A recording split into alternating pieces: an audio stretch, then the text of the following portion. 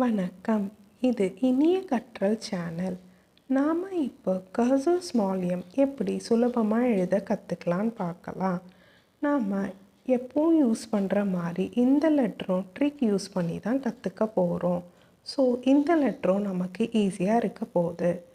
முதல்ல கீழே இருக்கிற ப்ளூ லைனில் இருந்து மேலே இருக்கிற ப்ளூ லைன் டச் பண்ணிவிட்டு நாம் எப்பவும் எழுதுகிற மாதிரி ஸ்மால் எம் எழுதிக்கிட்டு என் பண்ணுறப்ப ஒரு கர்வோட முடிச்சுக்கலாம். அவ்வளவுதான். இந்த லெட்டர் கற்றுக்கிறதுக்கு ரொம்ப ஈஸியான லெட்டர் தான். நாம் எப்போவும் எழுதுகிற எம் மாதிரியே தான் இந்த லெட்டரும்.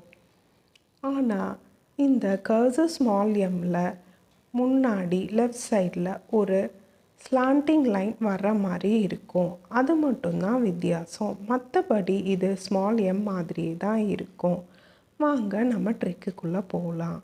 ஒரு ஸ்கெட்ச் பென் இல்லாட்டா ஒரு பென் வச்சு நாம் எழுதின கர்சர் ஸ்மால் எம்ஸ்க்கு மேலே டாட் வச்சுக்கலாம். அதுக்கப்புறம் அது எரேசர் வச்சு ரப் பண்ணிவிட்டு நாம் வச்ச டாட்ஸுக்கு மேலேயே கர்சர் ஸ்மால் எம் எழுத ப்ராக்டிஸ் பண்ணிக்கலாம். உங்கள் குழந்தைங்களுக்கு இந்த லெட்டர் ஈஸியாக எழுதிக்க முடியும். Happy learning.